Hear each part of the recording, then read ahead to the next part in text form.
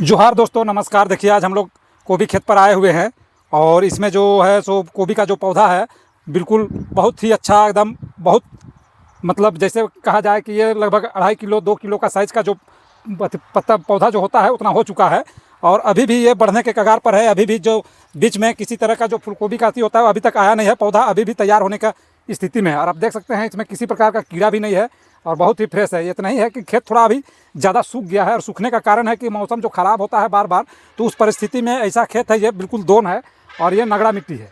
तो यहाँ अगर हम सिंचाई करते हैं और बारिश हो जाता है तो पानी निकासी का यहाँ सुविधा नहीं है। आप देख सकते हैं आर को जो इसका है एकदम पूरा लेवल में आर है, साइड में जो आर है पूरा लेवल में है। इस खेत का पानी उस खेत में होता नहीं है, जहाँ जम जाता है वहीं जम जाता है। तो इससे अगर बारिश होता है और हम सिंचाई किए हुए रहेंगे और बारिश हो जाएगा तो ये मर जाएगा। तो इसीलिए हम लोग इसको मौसम को देख देख के सिंचाई करते हैं ताकि इसमें नुकसान ना जो हो। और हम लोग कुछ को सिंचाई भी कर रहे हैं लेकिन इधर सिंचाई नहीं कर पाए हैं। तब देख सकते हैं जो पत्ता है पूरा कुमला गया है और जिधर सिंचाई हो गया है उधर देखिए किस तरह पत्ता पूरा अच्छा है, हरा भरा हो गया, पूरा एकदम क्लीन हो गया है।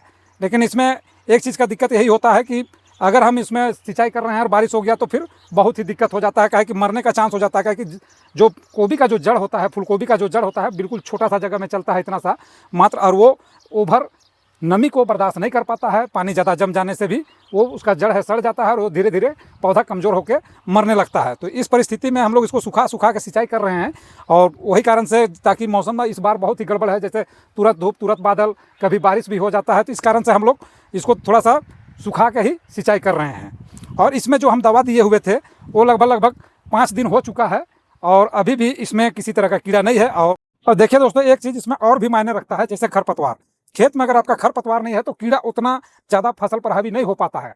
और अगर खरपतवार रहता तो होता क्या है, जैसे खरपतवार के नीचे छुप जाता है कीड़ा और जैसे मान के चलिए ठंडा का समय आया और सीधे पौधा पर चढ़ जाता है। पौधा पर चढ़ने के बाद वो पौधा को पूरी तरह से चढ़ जाता है। उसके बाद फिर गर्मी का समय आता है तो वो घास खरपतवार के नीचे जाके छिप जाता है, तो उसको ठंडा मिल जाता है वहाँ।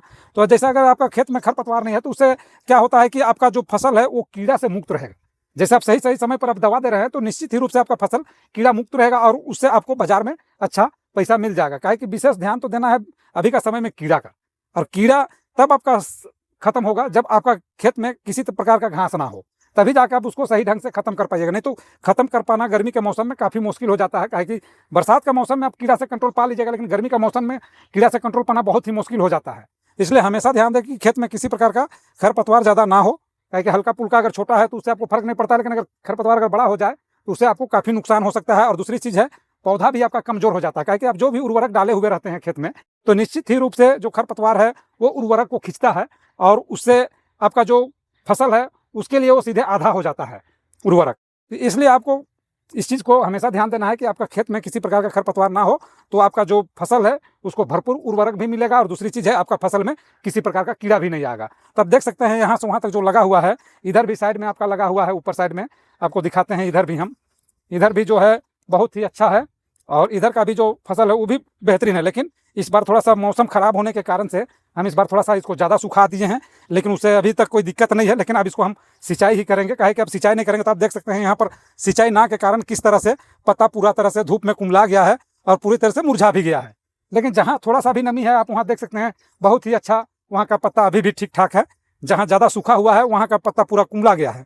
तो अभी तो इस तरह से चल जा रहा है, लेकिन जब फूल आने लगेगा तो उस परिस्थिति में इतना सुखाना भी उचित नहीं होगा। काहे कि मान के चलिए अगर हम ज़्यादा सुखा देते हैं और फूल आया हुआ है तो फूल में हम कितनों भी दवा दे ले, लेकिन उसमें पीलापन आ जाएगा फूल में। तो इसलिए उसको नमी ही चाहिए उस समय के लिए। काहे कि फूल आने के समय में उसको भरपूर नमी रहेगा, तभी जाके वो अच्छा फूल उसमें आपको मिल पाएगा और फूल आपका वाइट भी रहेगा। काहे कि फूल में पीलापन आने से निश्चित ही रूप से आपका फूल का कीमत नहीं मिलेगा।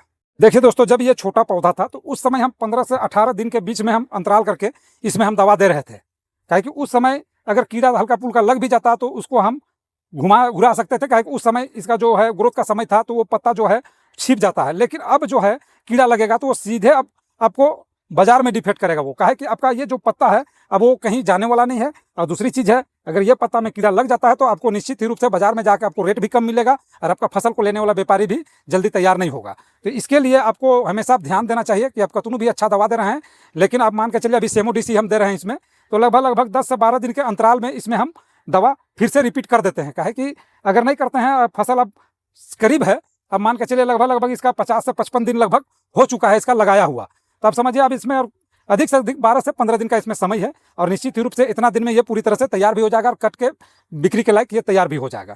तो इसलिए हमेशा आप इसमें हम 10 से 12 दिन में दवा घूरना शुरू कर दिए हैं, काहे कि रिपीट करना शुरू कर दिए हैं। अगर वैसा नहीं करते हैं तो इसमें कीड़ा लग जाता है तो निश्चित रूप से हमको नुकसान होगा और इस नुकसान से बचने के लिए दवा हमको समय समय पर देना बहुत ही जरूरी है।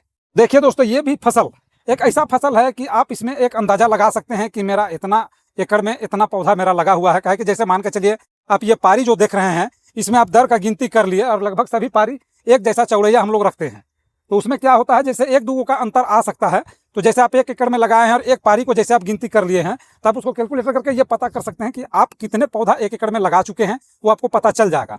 और इसमें आप डेफिनेटली आपको पता चल जाएगा, थोड़ा बहुत का अंतर आएगा लेकिन आपको निश्चित ही पता चल जाएगा। काहे कि आप जान सकते हैं कि जैसे ये एक दर है तो लगभग यहाँ 10 पौधा लगा हुआ है और 10 पौधा लगा हुआ है और एक पौधा से अगर हमको 8 रुपया 7 रुपया भी आ रहा है तो कम से कम मान के चलिए एक लाइन से आप देख सकते हैं ये जो लाइन है ये कितना पतला लाइन है, इसमें लगभग 10 गो है तो अगर 7 रुपया या 8 रुपया करके भी आ रहा है तो लगभग 80 रुपया एक दर से हमको आ रहा है।